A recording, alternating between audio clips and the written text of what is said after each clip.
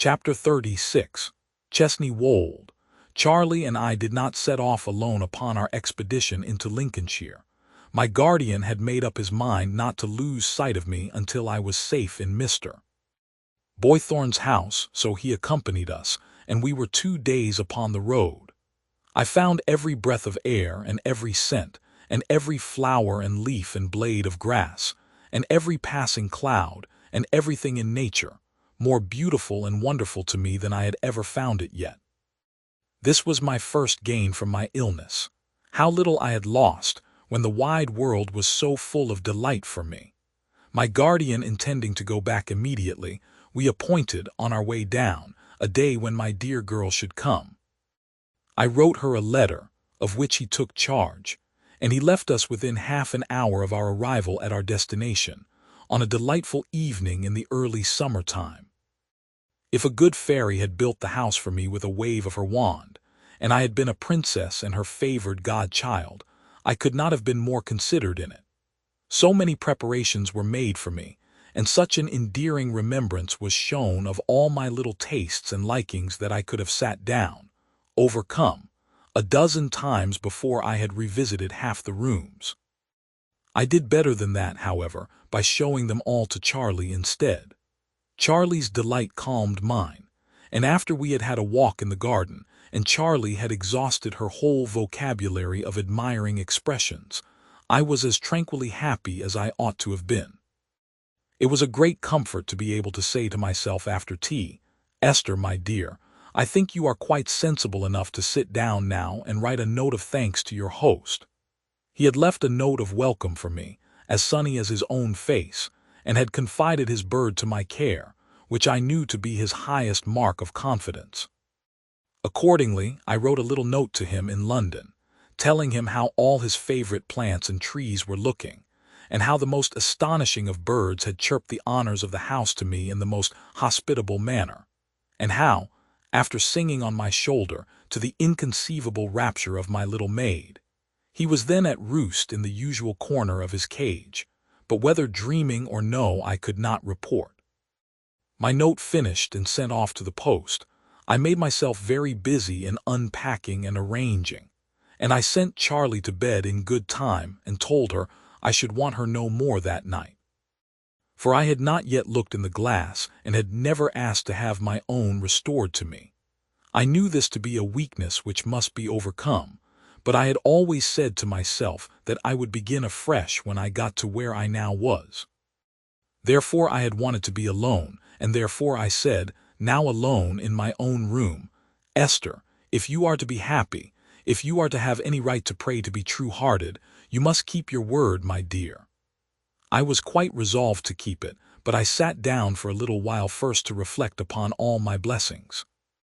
And then I said my prayers and thought a little more. My hair had not been cut off, though it had been in danger more than once. It was long and thick.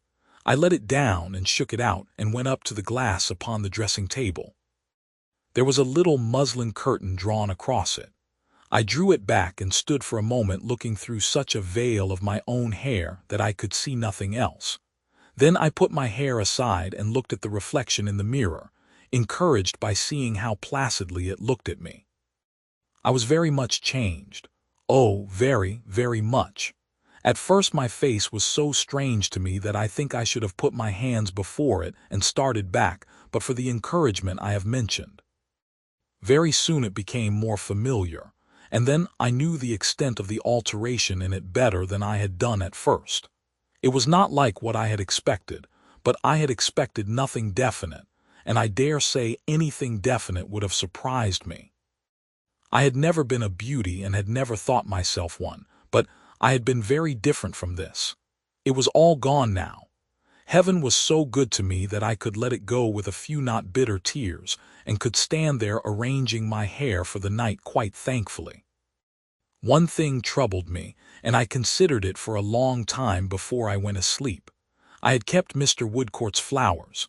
When they were withered I had dried them and put them in a book that I was fond of. Nobody knew this, not even Ada. I was doubtful whether I had a right to preserve what he had sent to one so different, whether it was generous towards him to do it. I wished to be generous to him, even in the secret depths of my heart, which he would never know, because I could have loved him, could have been devoted to him. At last I came to the conclusion that I might keep them, if I treasured them, only as a remembrance of what was irrevocably past and gone, never to be looked back on any more, in any other light. I hope this may not seem trivial. I was very much in earnest.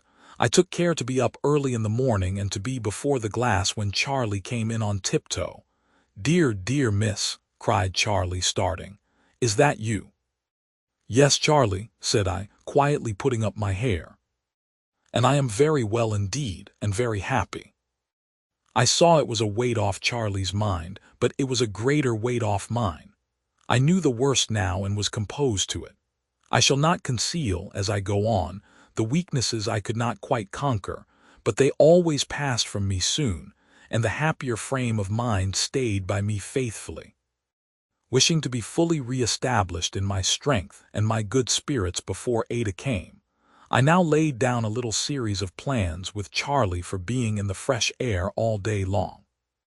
We were to be out before breakfast, and were to dine early, and were to be out again before and after dinner, and were to talk in the garden after tea, and were to go to rest betimes, and were to climb every hill and explore every road, lane, and field in the neighborhood.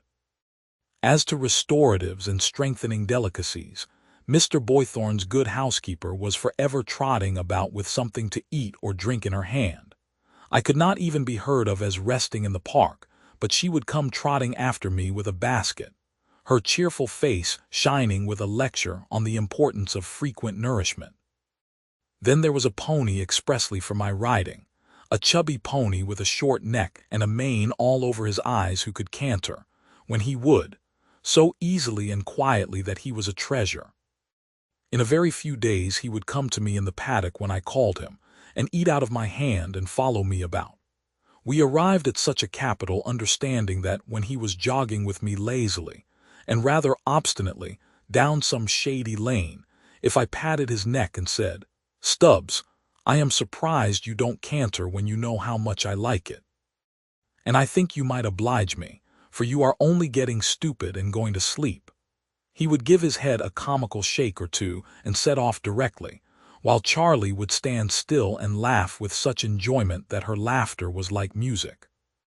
I don't know who had given Stubbs his name, but it seemed to belong to him as naturally as his rough coat.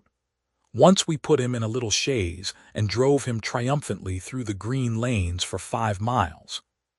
But all at once, as we were extolling him to the skies, he seemed to take it ill that he should have been accompanied so far by the circle of tantalizing little gnats that had been hovering round and round his ears the whole way without appearing to advance an inch, and stopped to think about it.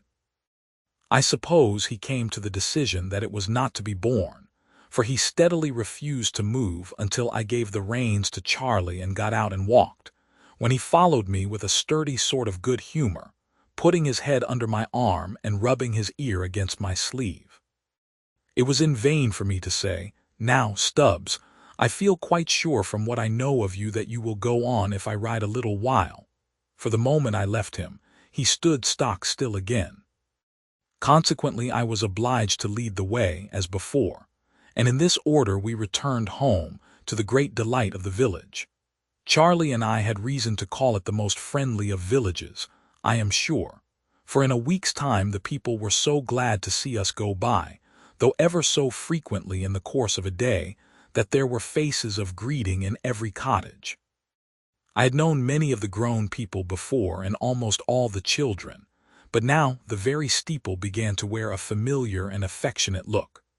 Among my new friends was an old woman who lived in such a little thatched and whitewashed dwelling that, when the outside shutter was turned up on its hinges, it shut up the whole house front.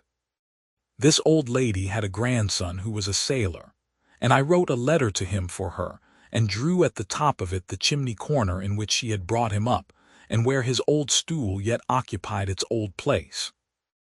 This was considered by the whole village the most wonderful achievement in the world, but when an answer came back all the way from Plymouth, in which he mentioned that he was going to take the picture all the way to America, and from America would write again.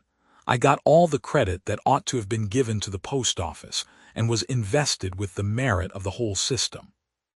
Thus, what with being so much in the air, playing with so many children, gossiping with so many people, sitting on invitation in so many cottages, going on with Charlie's education, and writing long letters to Ada every day, I had scarcely any time to think about that little loss of mine, and was almost always cheerful. If I did think of it at odd moments now and then, I had only to be busy and forget it.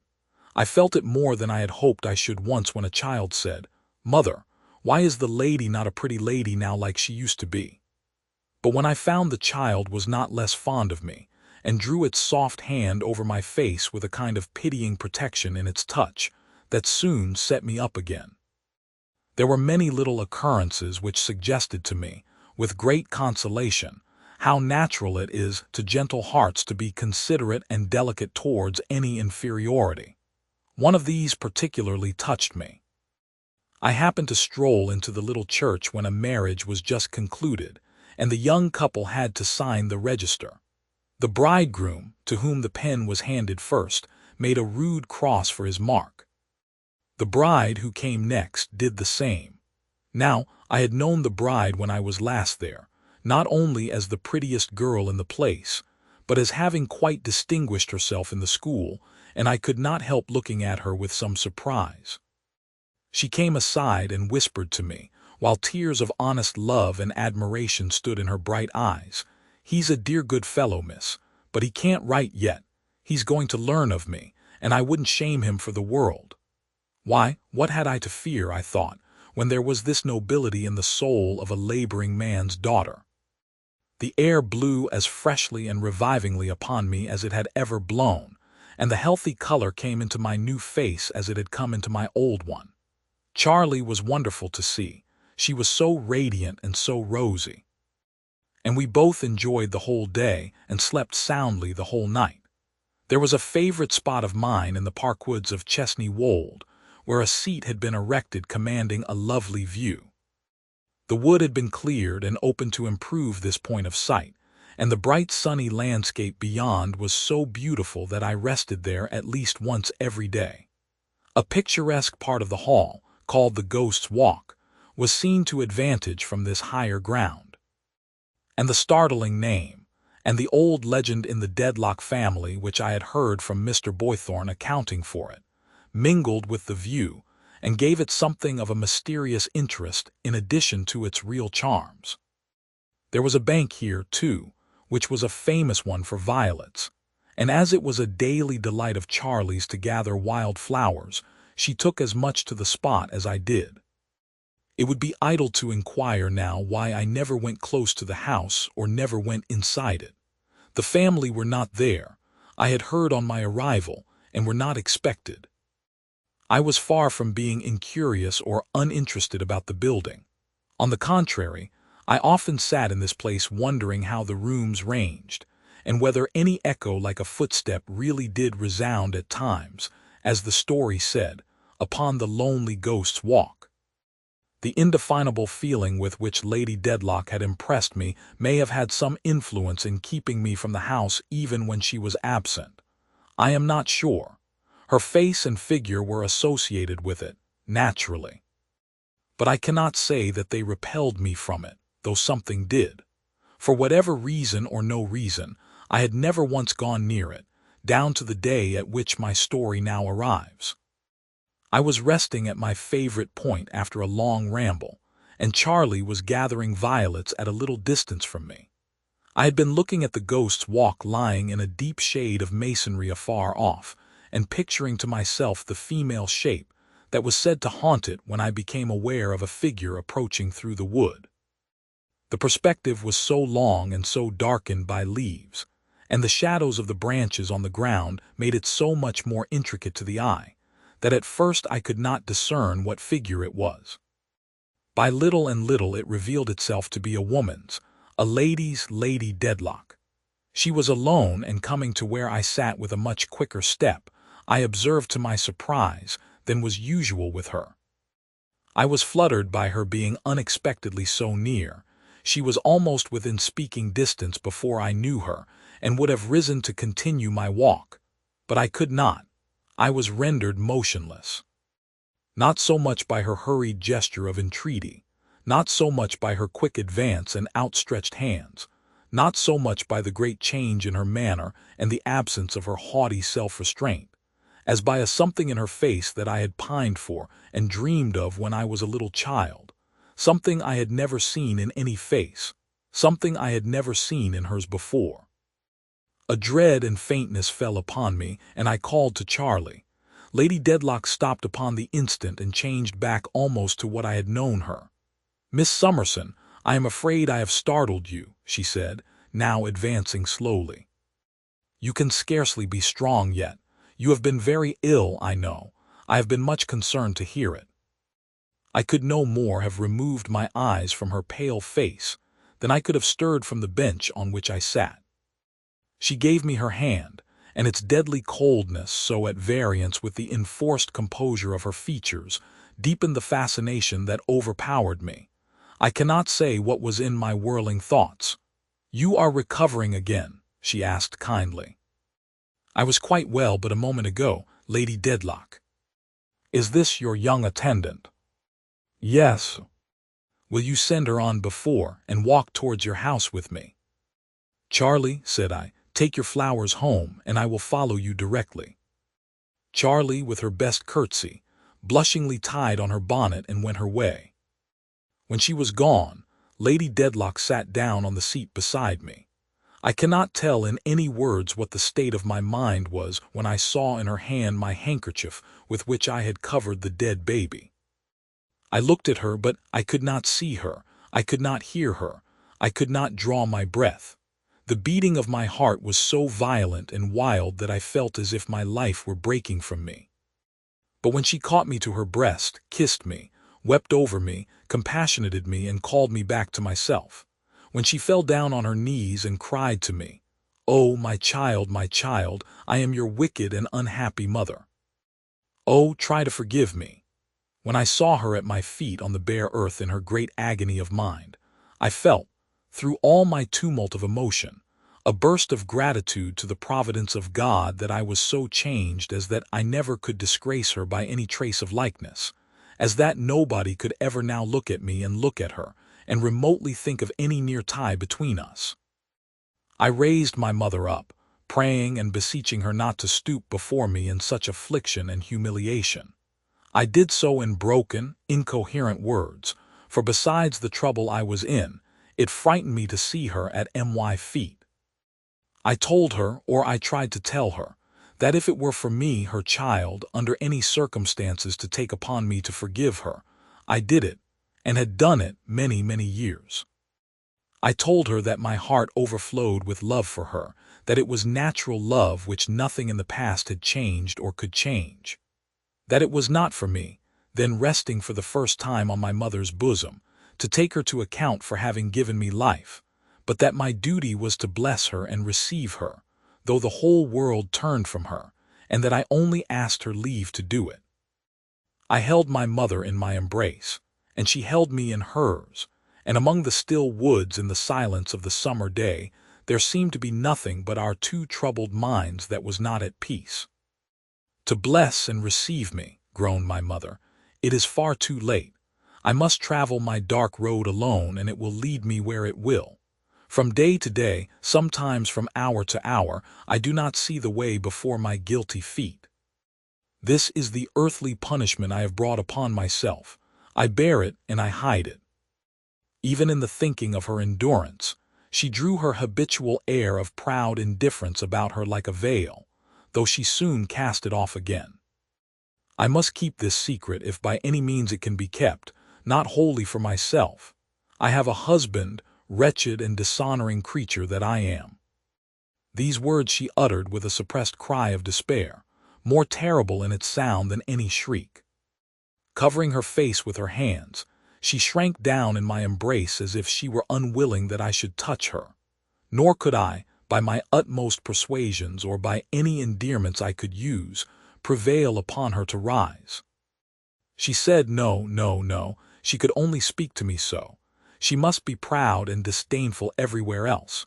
She would be humbled and ashamed there in the only natural moments of her life. My unhappy mother told me that in my illness she had been nearly frantic. She had but then known that her child was living. She could not have suspected me to be that child before. She had followed me down here to speak to me but once in all her life. We never could associate, never could communicate, never probably from that time forth could interchange another word on earth. She put into my hands a letter she had written for my reading only and said when I had read it and destroyed it, but not so much for her sake, since she asked nothing, as for her husband's and my own, I must evermore consider her as dead. If I could believe that she loved me, in this agony in which I saw her, with a mother's love, she asked me to do that, for then I might think of her with a greater pity, imagining what she suffered. She had put herself beyond all hope and beyond all help. Whether she preserved her secret until death or it came to be discovered, and she brought dishonor and disgrace upon the name she had taken, it was her solitary struggle always. And no affection could come near her, and no human creature could render her any aid. But is the secret safe so far? I asked. Is it safe now, dearest mother? No, replied my mother. It has been very near discovery. It was saved by an accident. It may be lost by another accident, tomorrow any day. Do you dread a particular person? Hush, do not tremble and cry so much for me. I am not worthy of these tears, said my mother, kissing my hands. I dread one person very much. An enemy. Not a friend. One who is too passionless to be either. He is Sir Leicester Dedlock's lawyer, mechanically faithful without attachment, and very jealous of the profit, privilege, and reputation of being master of the mysteries of great houses. Has he any suspicions? Many. Not of you, I said, alarmed. Yes, he is always vigilant and always near me. I may keep him at a standstill, but I can never shake him off. Has he so little pity or compunction? He has none and no anger. He is indifferent to everything but his calling. His calling is the acquisition of secrets and the holding possession of such power as they give him, with no sharer or opponent in it. Could you trust in him? I shall never try. The dark road I have trodden for so many years will end where it will. I follow it alone to the end, whatever the end be. It may be near, it may be distant. While the road lasts, nothing turns me. Dear mother, are you so resolved? I am resolved. I have long outbidden folly with folly, pride with pride, scorn with scorn, insolence with insolence, and have outlived many vanities with many more. I will outlive this danger, and outdie it if I can. It has closed around me almost as awfully as if these woods of Chesney Wold had closed around the house, but my course through it is the same. I have but one. I can have but one. Mr. Jarndyce, I was beginning when my mother hurriedly inquired, does he suspect? No, said I, no, indeed. Be assured that he does not. And I told her what he had related to me as his knowledge of my story. But he is so good and sensible, said I, that perhaps if he knew. My mother, who until this time had made no change in her position, raised her hand up to my lips and stopped me. Confide fully in him, she said after a little while. You have my free consent, a small gift from such a mother to her injured child, but do not tell me of it. Some pride is left in me even yet.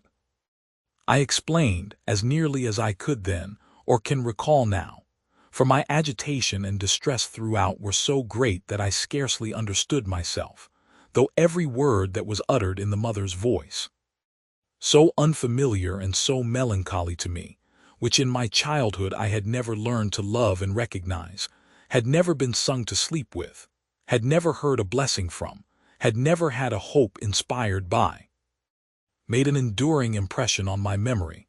I say I explained, or tried to do it, how I had only hoped that Mr. Jarndyce, who had been the best of fathers to me, might be able to afford some counsel and support to her, But my mother answered no, it was impossible. No one could help her. Through the desert that lay before her, she must go alone. My child, she said, for the last time, these kisses for the last time, these arms upon my neck for the last time, we shall meet no more. To hope to do what I seek to do, I must be what I have been so long. Such is my reward and doom. If you hear of Lady Dedlock, brilliant, prosperous, and flattered, think of your wretched mother, conscience-stricken, underneath that mask. Think that the reality is in her suffering, in her useless remorse, in her murdering within her breast the only love and truth of which it is capable. And then forgive her if you can, and cry to heaven to forgive her, which it never can. We held one another for a little space yet, but she was so firm that she took my hands away and put them back against my breast, and with a last kiss as she held them there, released them, and went from me into the wood. I was alone, and calm and quiet below me in the sun and shade lay the old house, with its terraces and turrets, on which there had seemed to me to be such complete repose when I first saw it, but which now looked like the obdurate and unpitying watcher of my mother's misery. Stunned as I was, as weak and helpless at first as I had ever been in my sick chamber, the necessity of guarding against the danger of discovery, or even of the remotest suspicion, did me service. I took such precautions as I could to hide from Charlie that I had been crying, and I constrained myself to think of every sacred obligation that there was upon me to be careful and collected. It was not a little while before I could succeed or could even restrain bursts of grief, but after an hour or so I was better and felt that I might return. I went home very slowly and told Charlie, whom I found at the gate looking for me, that I had been tempted to extend my walk after Lady Dedlock had left me, and that I was overtired and would lie down. Safe in my own room, I read the letter. I clearly derived from it, and that was much then, that I had not been abandoned by my mother. Her elder and only sister, the godmother of my childhood, discovering signs of life in me when I had been laid aside as dead, had in her stern sense of duty, with no desire or willingness that I should live, reared me in rigid secrecy, and had never again beheld my mother's face from within a few hours of my birth. So strangely did I hold my place in this world that, until within a short time back, I had never, to my own mother's knowledge, breathed, had been buried, had never been endowed with life, had never borne a name. When she had first seen me in the church, she had been startled and had thought of what would have been like me if it had ever lived, and had lived on, but that was all then. What more the letter told me needs not to be repeated here. It has its own times and places in my story. My first care was to burn what my mother had written, and to consume even its ashes. I hope it may not appear very unnatural or bad in me that I then became heavily sorrowful to think I had ever been reared. That I felt as if I knew it would have been better and happier for many people if indeed I had never breathed. That I had a terror of myself as the danger and the possible disgrace of my own mother, and of a proud family name. That I was so confused and shaken as to be possessed by a belief that it was right, and had been intended that I should die in my birth, and that it was wrong and not intended that I should be then alive. These are the real feelings that I had. I fell asleep worn out, and when I awoke I cried afresh to think that I was back in the world with my load of trouble for others. I was more than ever frightened of myself, thinking anew of her against whom I was a witness, of the owner of Chesney Wold, of the new and terrible meaning of the old words now moaning in my ear like a surge upon the shore. Your mother, Esther, was your disgrace, and you are hers. The time will come, and soon enough, when you will understand this better and will feel it too, as no one save a woman can. With them, those other words returned. Pray daily that the sins of others be not visited upon your head. I could not disentangle all that was about me, and I felt as if the blame and the shame were all in me, and the visitation had come down. The day waned into a gloomy evening, overcast and sad, and I still contended with the same distress.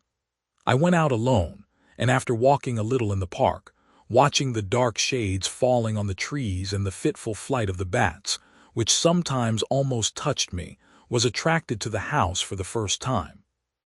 Perhaps I might not have gone near it if I had been in a stronger frame of mind. As it was, I took the path that led close by it. I did not dare to linger or to look up, but I passed before the terrace garden with its fragrant odors and its broad walks and its well-kept beds and smooth turf.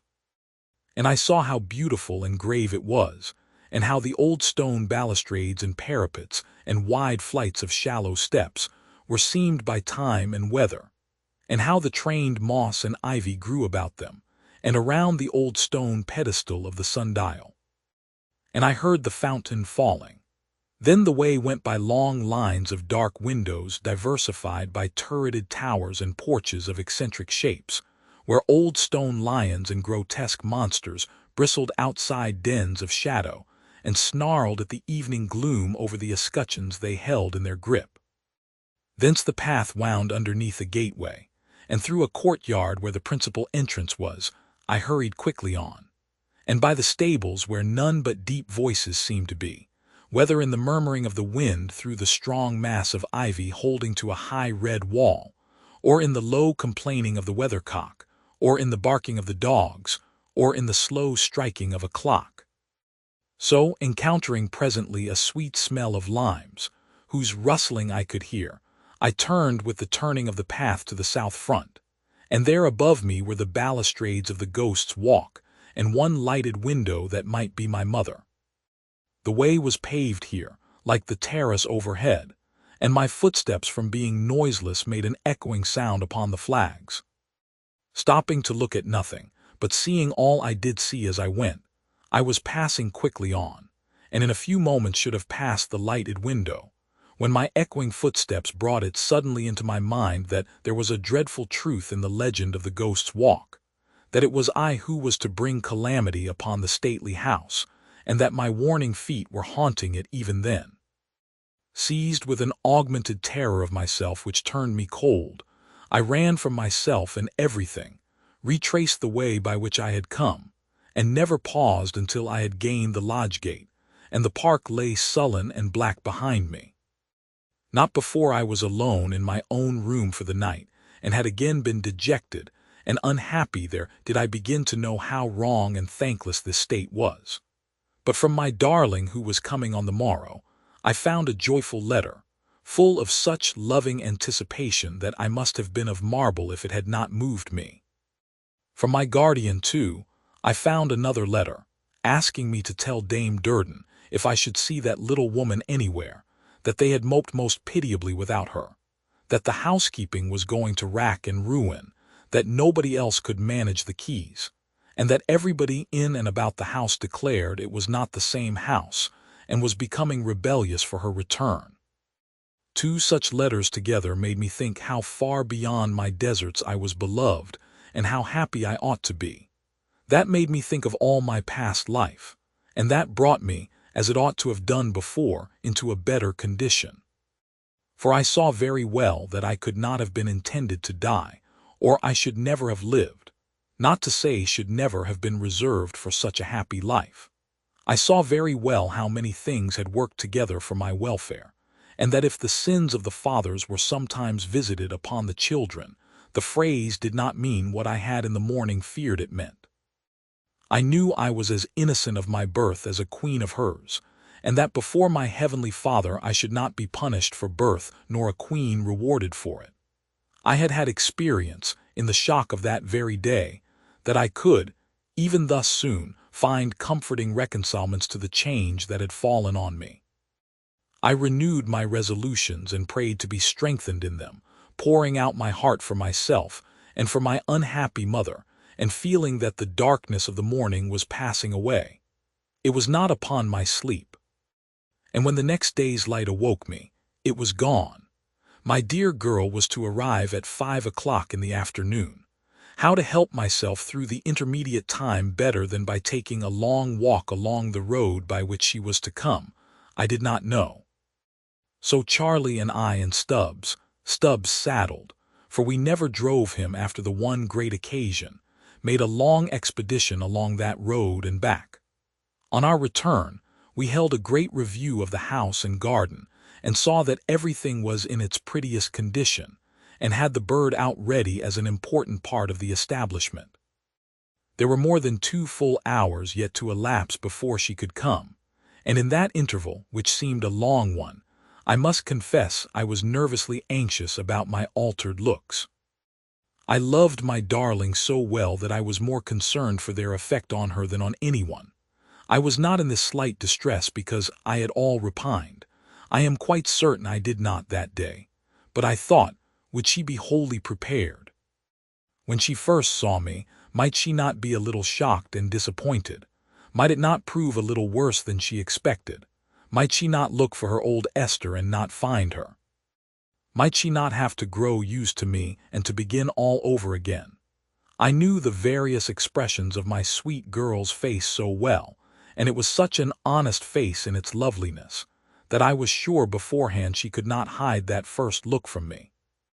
And I considered whether, if it should signify any one of these meanings, which was so very likely, could I quite answer for myself. Well, I thought I could. After last night I thought I could. But to wait, and expect and think, was such bad preparation that I resolved to go along the road again and meet her. So I said to Charlie, "Charlie, I will go by myself and walk along the road until she comes." Charlie highly approving of anything that pleased me, I went and left her at home. But before I got to the second milestone, I had been in so many palpitations from seeing dust in the distance, though I knew it was not, and could not, be the coach yet, that I resolved to turn back and go home again. And when I had turned, I was in such fear of the coach coming up behind me, though I still knew that it neither would, nor could, do any such thing, that I ran the greater part of the way to avoid being overtaken. Then I considered, when I had got safe back again, this was a nice thing to have done. Now I was hot and had made the worst of it instead of the best. At last, when I believed there was at least a quarter of an hour more yet, Charlie all at once cried out to me as I was trembling in the garden, "Here she comes, miss." Here she is. I did not mean to do it, but I ran upstairs into my room and hid myself behind the door. There I stood trembling, even when I heard my darling calling as she came upstairs, "Esther, my dear, my love, where are you?" "Little woman, dear Dame Durden." She ran in and was running out again when she saw me.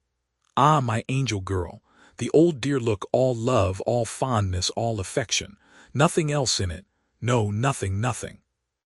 Oh, how happy I was down upon the floor, with my sweet beautiful girl down upon the floor too, holding my scarred face to her lovely cheek, bathing it with tears and kisses, rocking me to and fro like a child, calling me by every tender name that she could think of, and pressing me to her faithful heart.